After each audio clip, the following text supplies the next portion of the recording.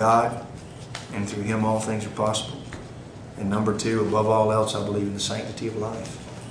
And that we have to do everything we can to protect that life. And unfortunately, gentlemen, too many times now in the past, we've always thought about life as in fertilization of the egg, in the beginning of life.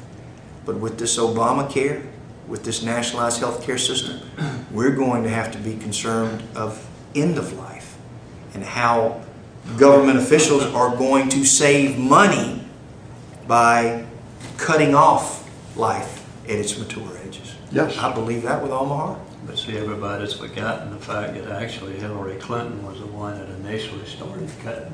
Yes. They just sort of glossed over that. Nobody remembers any of that. Would you be against a federal ID card that we're either on our driver's license or somewhere that we must carry on our persons at all times? I have never been for a federal ID card. No, sir. Good. No, sir. We don't have one right now. No, sir. And we shouldn't have in the future. Most states do. Absolutely.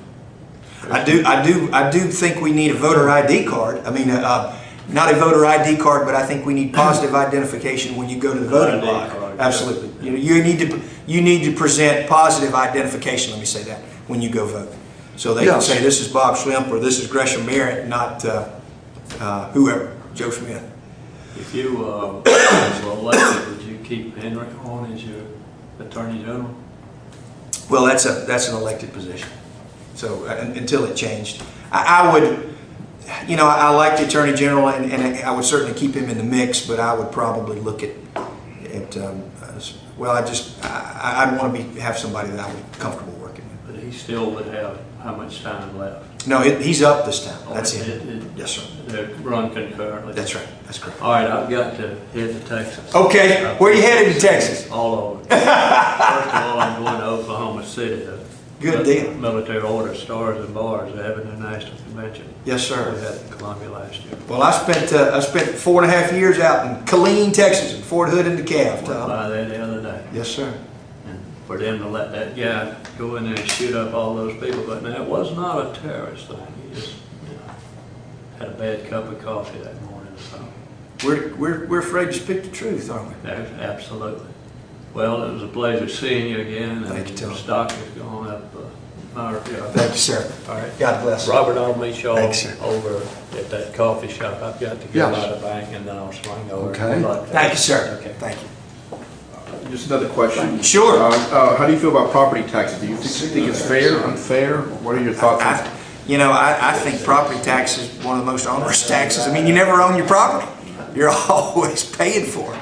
I would love for comprehensive tax reform to come to South Carolina and come up with a system that's fair.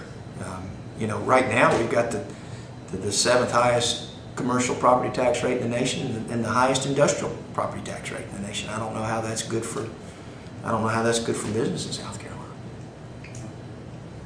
What's your opinion on how the U.S. Department of Education and education in South Carolina needs to change? Well, first of all, I'd love to see the Department of Education at the federal level gone. I mean, I don't know what they do up there that's so important. Okay. Okay. But I will say one of the things I think that we should concentrate on education is reading. You talk to the experts out there, and I don't think anybody has a silver bullet. I don't think anybody has a one-size-fits-all answer. But the one thing that I found in education, my wife's a first grade school teacher. And by the way, gentlemen, I support school choice too. I mean, my children have been homeschooled. My children went to a Christian school, and they all proudly graduated from a public school. One size does not fit all. And that decision needs to be left up to the parent and the child, not some bureaucrat telling the child what they can do. But at that point, the experts, the so-called experts, even liberal and conservatives, will tell you that if you lose a child by the 3rd grade, you'll lose that child forever. And no child should leave the 3rd grade in South Carolina that is not at or above 3rd grade reading level. We can fix that. My wife, in their school district, they had a program called Reading Recovery, where they took the child out and worked with them one-on-one. Because what's happening is that these children are leaving the 3rd grade, they can't read, and they never will be able to. They become discipline problems in the school because they don't understand what's going on, and sooner or later they drop out. And they can't, I mean, I can't think of the right term, but they cannot function in society because they can't read. And we can fix that in South Carolina. We can make sure, but those dollars have to get to the classroom. For every dollar we spend in South Carolina on education, only 44 cents makes it to the classroom. I think it's actually lower than that when you look at a couple of factors. But the national average is 65 cents. We've got to make sure that those dollars make it to the classroom for classroom instruction where they're needed and where they're intended. But the problem isn't the money. Oh, I agree. I agree. I mean, I came from the famous Allendale Fairfax school system. They are spending one of the highest rates per capita per student. It's one of the worst school systems. I guess the question is, or the answer is, it's not adequate funding, it's effective funding. And teachers' unions? I'm not pro-union on anything. Well, one of the challenges I get, you know, I homeschool my children. Yes, I'd love to see a tax benefit for parents to take control of their children's education. But you know, America as a whole, when you, on the world stage, I think we're down to 47 or 48th in education. So we're not outputting. The Department of Education actually is not working. It's actually, in my opinion, creating more deficiency as far as putting out workable or educated children out into the marketplace. So knowing the fact that it's not working and homeschooling, actually homeschooling is increasing quite a bit in the U.S. as a whole. Do you think there's an ability to propose something in the future for people like myself or homeschoolers, and what can be actually done to help the educational system, because it's really failing, and you know, the facts are that we're not producing on an international level people that are educated to the level they were 100 years ago. I think we need a governor that's going to try to sit down and work with all the parties, because I am not trying to break down any one educational system. What I'm trying to do is give the best educational system for that child, whether it's homeschool, whether it's parochial or Catholic or governor school or magnet school or private or public schools. There's some good public schools out there.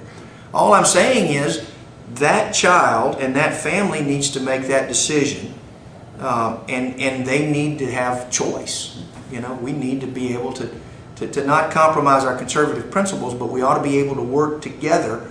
And I'm always a little bit concerned, because if we're so worried about the child, why don't we put the child first rather than the educational system?